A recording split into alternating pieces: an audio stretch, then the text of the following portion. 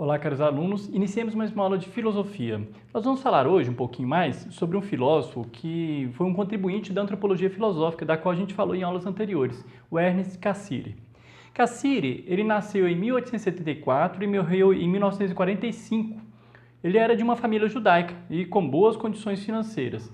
Ele lecionou em Berlim, Hamburgo e em 1933, por razões óbvias, ele teve que migrar para a Inglaterra, depois para a Suécia e depois para os Estados Unidos, onde depois ele lecionou em Yale e na Universidade de Columbia.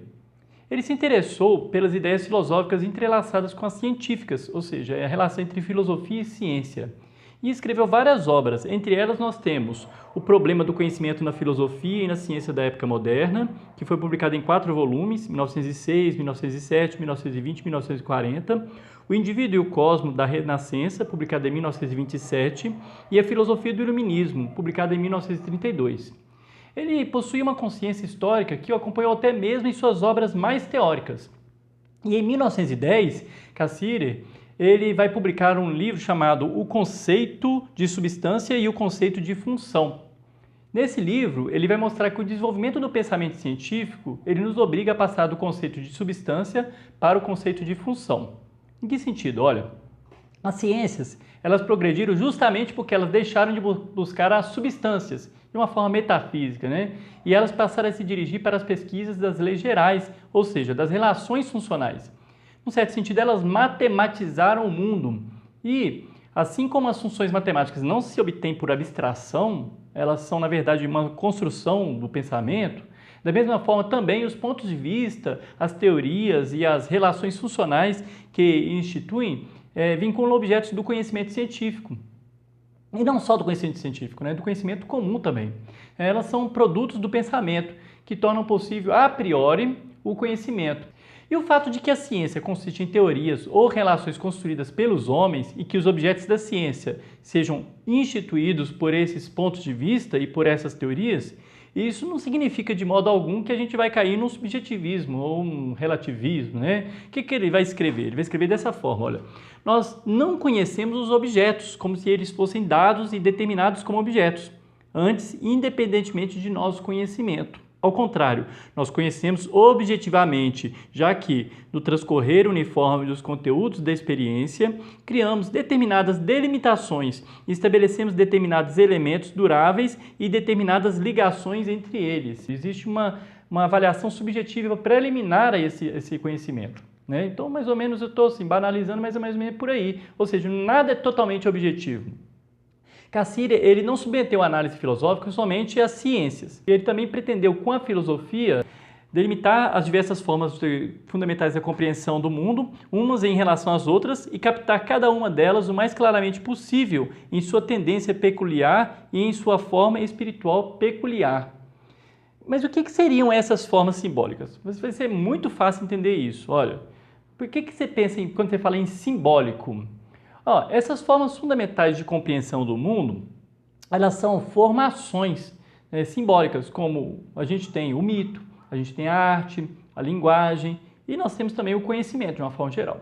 Somos nós que plasmamos o mundo com a nossa atividade simbólica, segundo ele, e a gente vai criando, fazendo vários mundos de experiências. O mito e a arte, a linguagem e a ciência são sinais que tendem a realizar o ser, segundo ele.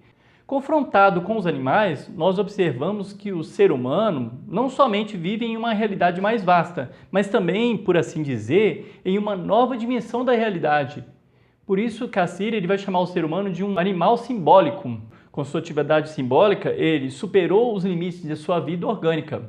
Agora, ele não pode fazer nada em relação a essa subversão da ordem natural. Ou seja, ele extrapolou a natureza, ou seja, não é só... A gente viu aquela diferença entre natureza e cultura? Então, o homem ultrapassa essa diferenciação da biológica, da natureza. Ele não pode subtrair as condições de existência que ele próprio criou.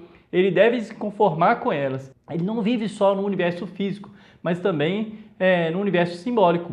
A linguagem, o mito, a arte e a religião são partes integrantes desse universo. São, segundo ele, os fios que tecem esse tecido simbólico. Todo o progresso no campo do pensamento e da experiência fortalece essa rede.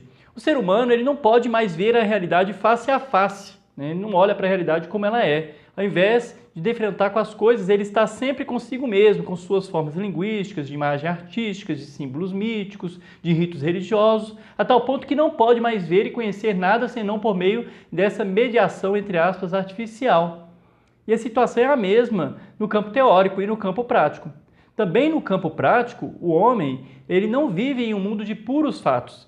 Ele vive muito mais entre emoções suscitadas pela imaginação, entre medos e esperanças, entre ilusões e desilusões, entre fantasias e sonhos.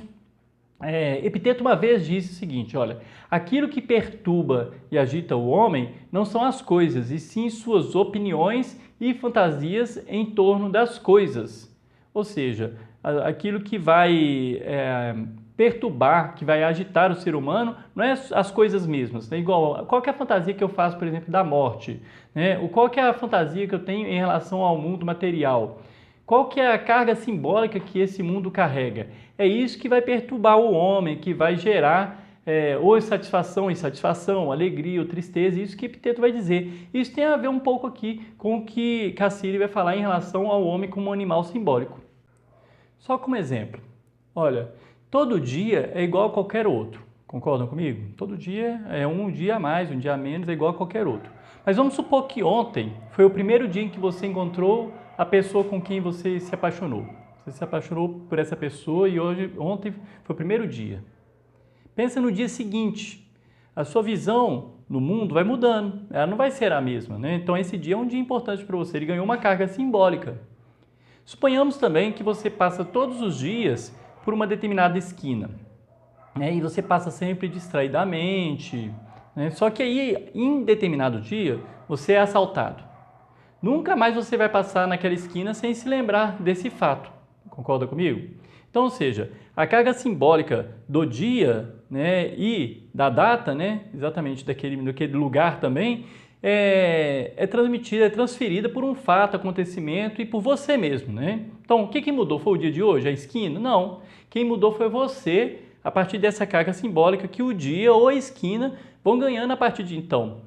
Por exemplo, quem é que não acorda, por exemplo, no dia do próprio aniversário, às vezes pensando naquele dia como um dia diferente dos outros? Não, é só mais um dia. Você não está envelhecendo só naquele dia, você envelhece todos os dias, né? Mas você olha para aquele dia do seu aniversário como se aquele fosse o dia, né? Olha, pensando nesse aspecto, chegando nesse ponto, Cassiri, ele dá a opinião que se pode e se deve corrigir aquela definição tradicional que a gente tem do homem. Qual que é? Todo mundo conhece, né? Naturalmente, a gente define o homem como um animal racional, né? Então, a gente pega essa definição lá dos gregos, né? E ela tem seu valor? Tem, lógico que tem. Mas, além dessa linguagem conceitual, que é exatamente a característica de um animal racional, existe também uma linguagem, a linguagem do sentimento, a linguagem das emoções, né? Como eu disse nesses exemplos anteriores. Além da linguagem lógica e da linguagem científica, existe também a linguagem da imaginação poética. Então, a linguagem ela não expressa somente pensamentos e ideias. Em primeiro lugar, ela vai expressar também sentimentos, afetos. Então, esse negócio da pessoa falar assim, eu sou totalmente racional, calculista, não existe. Não existe razão sem emoção, emoção sem razão no caso do ser humano. A emoção é racional e a razão é emocional, né? A emoção, ela pode ser racional também, por quê? Porque é parte do próprio ser humano. Os filósofos que definiram o homem como animal racional, segundo Cassiri, vai lembrar, eles não eram empiristas, eles não pretendiam dar uma explicação empírica da natureza humana. Eles só estavam fazendo uma constatação de um aspecto do ser humano, vamos dizer assim, né? Com essa definição, eles propuseram também praticamente um imperativo moral. Eles não estavam pretendendo fazer uma análise que se esgotasse a definição de ser humano. Inclusive, é impossível fazer isso, né? A razão, como vimos, ela é um termo um pouco adequado se nós quisermos abraçar toda a riqueza e variedade das formas da vida cultural do homem. É o que ele vai dizer, olha. Essas formas são essencialmente formas simbólicas. Ao invés de definir o homem como animal rationale, dever-se-ia, portanto, defini-lo como animal symbolicum, né, em latim. Desse modo, indicar-se-á o que verdadeiramente o caracteriza e o que o diferencia em relação a todas as outras espécies. podendo-se entender o caminho especial que o homem tomou, o caminho para a civilização. Nesse caminho, na opinião de Cassirer, a ciência corresponde à última fase do desenvolvimento intelectual do homem, podendo ser considerada como a mais elevada e significativa conquista da cultura. Segundo ele, é um produto raro, refinado, que só pode tomar formas em condições especiais, em condições específicas, né? Então, o trabalho científico de Galileu e de Newton, por exemplo, eles não consistiram em simples coletas de fatos, né? Foram trabalhos teóricos, mas construtivos. Foram frutos dessa espontaneidade, né, e produtividade que estão verdadeiramente no centro de todas as atividades humanas. Então, praticamente tem a ver um pouco com aquilo que eu falei também em uma aula anterior aí sobre Isaac Newton, né? Por exemplo, os fenômenos, quando ele vai observar os fatos, os seus acontecimentos e vai fazer suas deduções, né? Então a pessoa ela vai pensando sobre aquilo ali, mas existe uma carga subjetiva naquelas descobertas. Com a linguagem, a religião, a ciência, o homem ele vai construindo o próprio universo simbólico, que o põe em condições de compreender, interpretar, de articular e organizar e sintetizar e universalizar a sua experiência. Ou seja, são vários passos, né? Várias etapas. Nós vamos compreender, nós vamos interpretar, articular, organizar, sintetizar e só depois a gente vai poder universalizar essa experiência. E desse modo, a cultura tomada em seu conjunto, né, nós podemos observar que o processo de autolibertação progressiva do homem, segundo Cassirer, vai significar o seguinte, que a linguagem e a arte, a religião e a ciência são fases desse processo. Em todas elas, o homem descobre e demonstra novo poder, o poder de construir um mundo próprio, um mundo ideal. E aqui nós não estamos falando de subjetivismo, né? Nós estamos falando exatamente de uma característica da ciência que ela tem que levar em conta, né? Que é quem que constrói a ciência? É o próprio ser humano. E ele não pode esconder, por exemplo, a multiplicidade, a variedade e a peculiaridade estrutural de cada forma simbólica. Então, o que Cassirer vai dizer? Olha, todas as funções se completam e se integram mutuamente. Cada uma descerra novo horizonte e mostra novo aspecto da humanidade. O dissonante está em harmonia consigo mesmo. Os contrários não se excluem reciprocamente, mas dependem um do outro. É a harmonia no contraste, como no plectro e na lira. Imagina se você tivesse um instrumento musical com uma corda só, com a mesma nota. Não faria nada, né? Então, o que ele vai dizer? Na verdade, é exatamente isso que compõe o mundo, né? Que compõe a própria ciência, né? São nossas experiências. Então, nós temos uma junção entre o objetivo e o subjetivo, entre essas cargas simbólicas. O homem, como animal simbólico, vai fazendo suas escolhas e vai fazendo sua análise do mundo.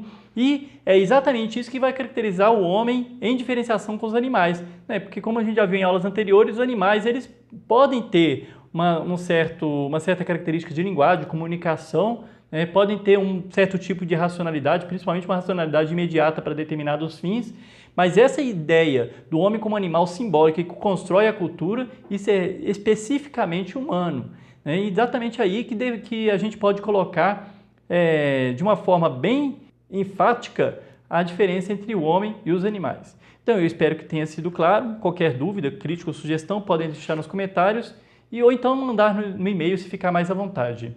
Até a próxima aula.